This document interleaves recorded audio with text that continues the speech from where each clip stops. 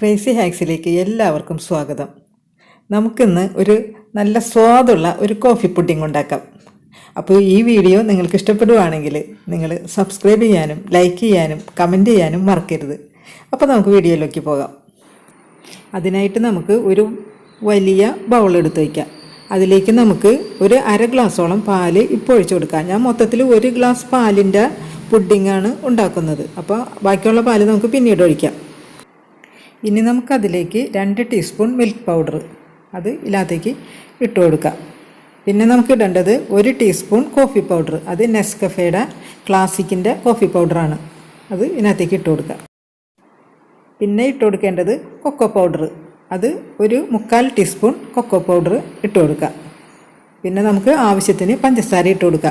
ഞാനിപ്പോൾ ഒരു ഗ്ലാസ് പാലിൻ്റെ അളവിന് ഒരു 3 ടീസ്പൂൺ പഞ്ചസാരയാണ് ഇട്ട് കൊടുക്കുന്നത്.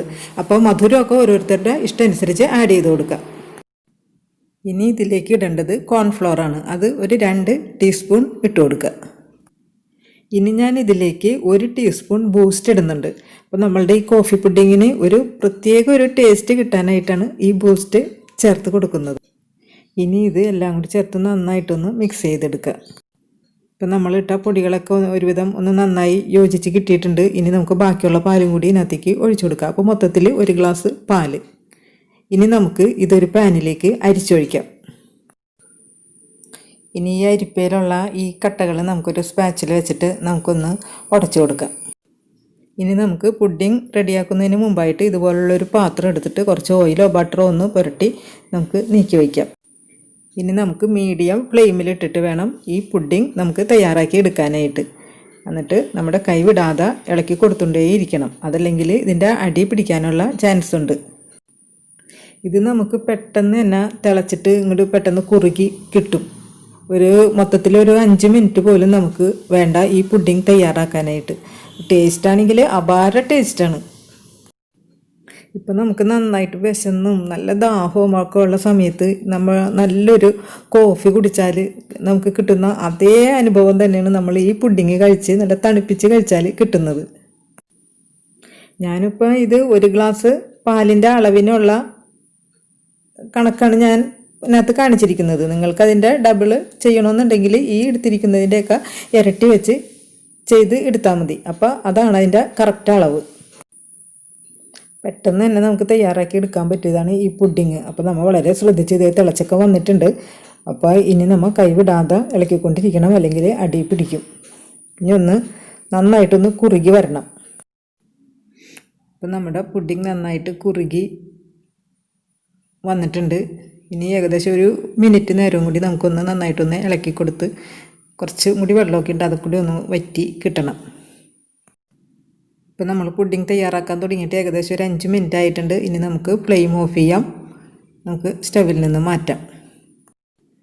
ഇപ്പം നമ്മൾ സ്റ്റവിൽ നിന്ന് ഇറക്കിയതിന് ശേഷം ഒന്നും കൂടി ഒന്ന് ഇളക്കി കൊടുക്കുക. അപ്പോൾ ആ ചൂടൊന്ന് കുറയുകയും ചെയ്യും, കുറച്ചും കൂടി ഒന്ന് തിക്കായി കിട്ടുകയും ചെയ്യും. അതിന് ശേഷം നമ്മൾ എടുത്തു വെച്ചിരുന്ന പാത്രത്തിലേക്ക് നമുക്ക് ഒഴിച്ചു കൊടുക്കാം. ഇനി നമുക്ക് ആ സ്പാറ്റിൽ വെച്ച് ഒന്ന് ലെവൽ ചെയ്ത് കൊടുക്കാം. ഇനി നന്നായിട്ട് ആറിയതിന് ശേഷം നമുക്ക് ഒരു 2 മണിക്കൂർ ഫ്രിഡ്ജിൽ വെച്ചിട്ട് എടുക്കാം. ഇപ്പോൾ നമ്മുടെ കോഫി പുഡിംഗ് ഫ്രിഡ്ജിൽ നിന്ന് എടുത്ത് കൊണ്ടുവന്നിട്ടുണ്ട്. ഫ്രീസറിലല്ല വെക്കേണ്ടത്, ഫ്രിഡ്ജിലാണ് വെക്കേണ്ടത്. അപ്പോൾ പെട്ടെന്ന് തന്നെ നമ്മൾ ചില്ല് പാത്രത്തിൽ വെച്ചത് കൊണ്ട് പെട്ടെന്ന് ഇങ്ങോട്ട് ഊർന്ന് നമുക്ക് കിട്ടി. അപ്പോൾ നിങ്ങളുടെ കൈവശം ഇതുപോലുള്ളൊരു ചില്ല് പാത്രം ഇല്ലയെന്നുണ്ടെങ്കിൽ നമ്മൾ ഈ പുഡിംഗ് ഉണ്ടാക്കുന്ന സമയത്ത് ഒരു 1/4 ടീസ്പൂൺ നെയ്യോ ബട്ടറോ ചേർത്ത് കൊടുക്കുകയാണെങ്കിൽ പെട്ടെന്ന് അങ്ങോട്ട് വിട്ട് കിട്ടും. അപ്പോൾ നിങ്ങൾ ഈ കാര്യങ്ങളൊക്കെ ഒന്ന് ശ്രദ്ധിച്ചാൽ മതി, നന്നായിട്ട് നമുക്ക് കോഫി പുഡിംഗ് ഉണ്ടാക്കിയെടുക്കാൻ പറ്റും. ഇനി ഇതിൻ്റെ മേലേക്ക് നമുക്ക് ഒരല്പം കൂടി ഒന്ന് ബൂസ്റ്റ് ഒന്ന് വിതറി കൊടുക്കാം.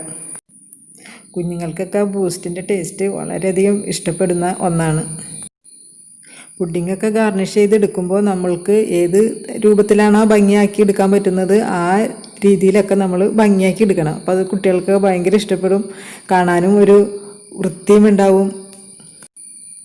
ഇനി ഞാനതിൻ്റെ മുകളിലേക്ക് ഒരു ചെറിയും കൂടി വെച്ച് കൊടുക്കുകയാണ്. അപ്പോൾ കാണുമ്പോൾ തന്നെ കുട്ടികൾക്കത് കണ്ട് കഴിക്കാൻ തോന്നണം. കുട്ടികൾക്കും തന്നെ അല്ല, എല്ലാവർക്കും അത് കാണുമ്പോൾ ഒരു ഭംഗിയുണ്ടെങ്കിലല്ലേ നമുക്ക് കഴിക്കാൻ തോന്നുള്ളൂ.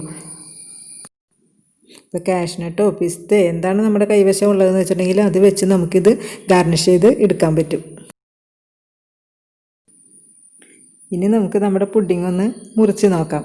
അപ്പോൾ മുറിക്കുമ്പോൾ നമ്മളുടെ കത്തി ഒന്ന് ലൈറ്റായിട്ടൊന്ന് ചൂടാക്കിയിട്ട് മുറിക്കുകയാണെങ്കിൽ പെട്ടെന്ന് അങ്ങോട്ട് അത് കട്ട് ചെയ്ത് എടുക്കാൻ പറ്റും. ലൈറ്റായിട്ട് മാത്രം ചൂടാക്കാവൂ, കൂടിപ്പോവരുത്. കണ്ടോ എത്ര സോഫ്റ്റാണെന്ന് നോക്കി, നല്ല പഞ്ഞി പോലെയാണ്. കുട്ടികൾക്കൊക്കെ വളരെയധികം ഇഷ്ടപ്പെടും.